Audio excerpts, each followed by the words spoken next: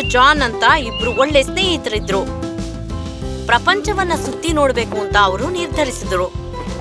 ಒಂದಿನ ಅವರು ಕಾಡಿಗೆ ಹೋಗ್ಬೇಕು ಅಂತ ನಿರ್ಣಯಿಸಿದ್ರು. ಆ ಕಾಡು ತುಂಬಾ ದಟ್ಟವಾದ ಕಾಡು.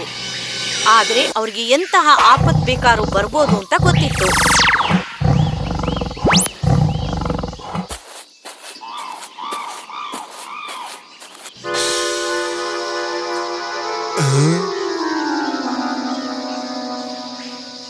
ಅವ್ರಿಗೆ ಯಾವುದೇ ಆಪತ್ತು ಬಂದ್ರೂ ಅವರು ಬೇರೆ ಆಗ್ಬಾರ್ದು ಅಂತ ಶಪಥ ಮಾಡಿದ್ರು. ದಿಢೀರಂತ ಎದುರು ನೋಡದಲೇ ಒಂದು ಶಬ್ದ ಕೇಳಿಸ್ತು. ಆಗ್ಲೇನೆ ಅವ್ರ ಹತ್ರ ಒಂದು ಕರಡಿ ಬಂತು. ಇಬ್ರು ತುಂಬಾ ಭಯಪಟ್ರು.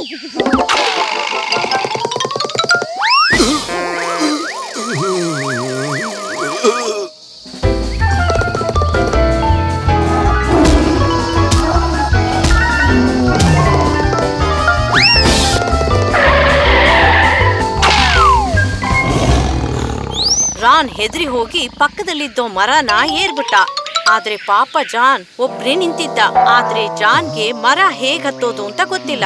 ಆದ್ರಿಂದ ರಾನ್ ಹತ್ರ, ಮರದ ಮೇಲೆ ಹತ್ತೋದಕ್ಕೆ ನನಗೆ ನೀನ್ ಹೆಲ್ಪ್ ಮಾಡ್ತೀಯಾ? ಕರಡಿ ನನ್ನನ್ನು ತಿನ್ಬಿಡುತ್ತಲ್ಲ, ನನಗೆ ಸಹಾಯ ಮಾಡು ಪ್ಲೀಸ್. ನನ್ನಿಂದ ಕೆಳಗೆ ಬರೋದಕ್ಕಾಗೋದಿಲ್ಲ. ಕರಡಿ ಹತ್ರ ಬಂದ್ಬಿಟ್ಟಿದೆ. ಅದರ ಜೊತೆ ಈ ಮರದಲ್ಲೂ ಜಾಗ ಇಲ್ಲ. ನಿನಗೆ ಬೇರೆ ಎಲ್ಲಾದ್ರೂ ಜಾಗ ಇದೆಯಾ ಅಂತೇಳಿ ಹುಡುಕು. ರಾನ್ ಜಾನ್ಗೆ ಹೆಲ್ಪ್ ಮಾಡ್ಲಿಲ್ಲ. ಆದ್ರೆ ಜಾನ್ ತುಂಬಾ ಬುದ್ಧಿಶಾಲಿ.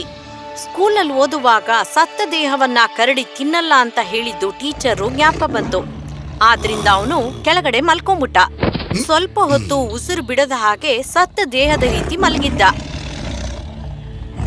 ಕೆಳಗೆ ಬಿದ್ದಿದ್ದ ಮನುಷ್ಯನ ನೋಡಿ ಕರಡಿ ಹತ್ರ ಬಂತು. ಅವನ ಕಿವಿ ಹತ್ರ ಸವರಿ ನಿಧಾನವಾಗಿ ನಡೆದು ಹೋಯ್ತು. ಯಾಕೆಂದ್ರೆ ಸಾಮಾನ್ಯವಾಗಿ ಸತ್ತ ದೇಹವನ್ನ ಕರಡಿ ಮುಟ್ಟೋದಿಲ್ಲ. ಕರಡಿ ಹೋದ ನಂತರ ಮೇಲಿದ್ದ ರಾನ್ ಕೆಳಗೆ ಬಂದ. ತನ್ನ ಸ್ನೇಹಿತನನ್ನ ನೋಡಿ, ಆ ಕರಡಿ ನಿನ್ನ ಹತ್ರ ಏನು ಹೇಳೋಗಿತ್ತು? ಆಪತ್ನಲ್ಲಿ ಆಗದೆ ಇರೋ ಸ್ನೇಹಿತನ ನೀನು ಯಾವತ್ತೂ ನಂಬೇಡ ಅಂತ ಹೇಳ್ಬಿಟ್ಟು ಆ ಕರಡಿ ಹೊರಟೋಯ್ತು. ನಾ ಇನ್ಮೇಲೆ ಯಾರನ್ನೂ ನಂಬೋದಿಲ್ಲ.